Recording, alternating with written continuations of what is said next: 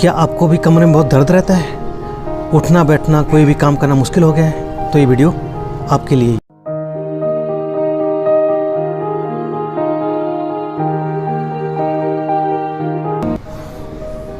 जय हिंद दोस्तों, कैसे हैं आप सब लोग? दोस्तों, आज हम चर्चा करेंगे कमर दर्द या स्लिप डिस्क, उसके कारण और उसके इलाज के ऊपर। सबसे पहले बात कर लेते हैं इसके लक्षणों के ऊपर। मरीज को कमर के निचले हिस्से में बहुत दर्द रहता है, उठना बैठना दुश्वार हो जाता है।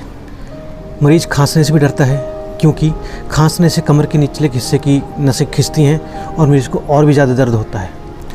मरीज को शौच जाने में भी तकलीफ होती है, क्योंकि शौच में बैठते हुए बहुत दर्द होता है। कई बार किसी मरीज को इतना ज़्यादा दर्द होता है कि बेड पर करवट बदलने के लिए भी किसी दूसरे का सहारा लेना पड़ता है। तो आप समझ सकते हैं कि स्लिप डिस्क या कमर दर्द का दर्द कितना खतरनाक होता है। दोस्तों, अगर किसी की कमर में चोट लगती है तो दर्द होना एक स्वाभाविक सी बात है, परंतु 70% पेशेंट ऐसे होते हैं जिनको कभी कमर में चोट लगी ही नहीं होती है, उसके बाद भी उनको कमर में दर्द होता है या स्लिप डिस्क होती है।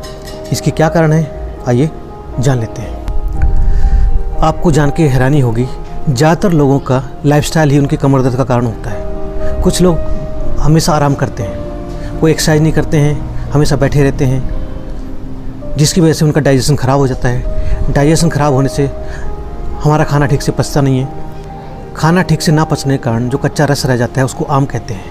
यही आम कमर के आसपास L4 और L5 जो डिस्क के मनके होते हैं उनके आसपास जाके जम जाता है, जिसकी वजह से नसें ब्लॉक होने लगती हैं, नसों पर दबाव पड़ने लगता है और रक्त संचार कम हो जाता है, जिसकी वजह से कमर में दर्द शुरू हो जाता है। इनडाइजेशन की वजह से पेट में गैस बहुत बनती है। गैस कमर के दर्द को और ज़्यादा बढ़ा देती है। अगर आप किसी भी कमर दर्द के पेशेंट से पूछेंगे तो आपको बताएगा कि उसको गैस भी बहुत ज़्यादा बनती है। एक और कारण है स्ट्रेस। स्ट्रेस में रहने से हमारे ब्रेन से कुछ ऐसे बैड हार्मोन रिलीज होते हैं जो दर्द से लड़ने की शक्ति को कम करते हैं। इस वजह से भी हमें कमर में दर्द होता है। कमर दर्द से बचने के लिए हमें हमेशा एक्टिव रहना चाहिए। हर रोज़ एक्सरसाइज और योगा ज़रूर करना चाहिए। खाने में गैस बनाने वाली चीज़ें जैसे राजमा, छोले, भिंडी, गोभी, इन चीज़ों का प्रयोग बिल्कुल ना करें। खाना बनाते समय लहसुन, अदरक, जीरा, हींग, इन सब का तड़का जरूर लगाएं। इससे खाना अच्छे से डाइजेस्ट होता है और गैस भी नहीं बनती है। दोस्तों, अब आपको बताते हैं कमर दर्द का इलाज। इसके लिए आपको केमिस्ट शॉप से कुछ मेडिसिन लानी पड़ेंगी, जो इस प्रकार से हैं: न्यूरोबियन टैबलेट, विटामिन डी के सैशे, चंद्रप्रभा बटी, अश्वगंधारिष्ट, हिंगवाष्टक चूर्ण और महानारायण तेल। सबसे पहले बात कर लेते हैं न्यूरोबियन टैबलेट के बारे में। ये टैबलेट नसों को ताकत देने का काम करती है। आपने हर रोज़ 2 टैबलेट दोपहर को खाना खाने के बाद पानी के साथ लेनी है। दूसरी दवाई है विटामिन डी का सैशे। इसे आपने हफ्ते में 1 बार लेना है ठंडे दूध के साथ, और लगातार 6 हफ्ते तक लेना है। इससे आपकी विटामिन डी की कमी पूरी हो जाएगी और आपको जो दर्द है वो बिल्कुल ठीक हो जाएगा। तीसरी दवाई है चंद्रप्रभा बटी।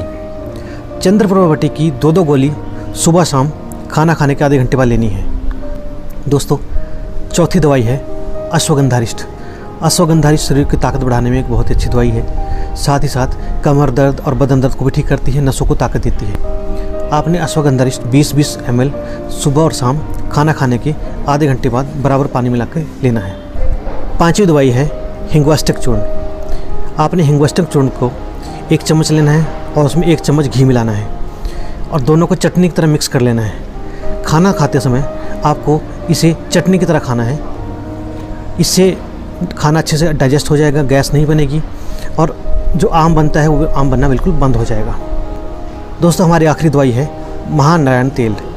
आपने महानारायण तेल 1 कटोरी में डाल के रख लेना है और सुबह शाम इसको गर्म करके रोगी के पीठ पे मालिश करना है हल्के हाथ से। इससे नसों की कमजोरी दूर होती है, उनमें रक्त संचार बढ़ता है और कमर दर्द में बहुत ज़्यादा आराम होता है। दोस्तों, ये सारे इलाज आपको तभी करने हैं अगर आपको कोई और बीमारी नहीं है। अगर आपको इसके अलावा कोई और बीमारी भी है तो आपने पहले अपने डॉक्टर से परामर्श जरूर करना है। दोस्तों, आशा करता हूँ आज मेरे द्वारा दी गई जानकारी आपको अच्छी लगी हो। अगर अच्छी लगी हो तो लाइक और सब्सक्राइब जरूर करें। मिलते हैं अगली वीडियो में, तब तक जय हिंद, जय भारत।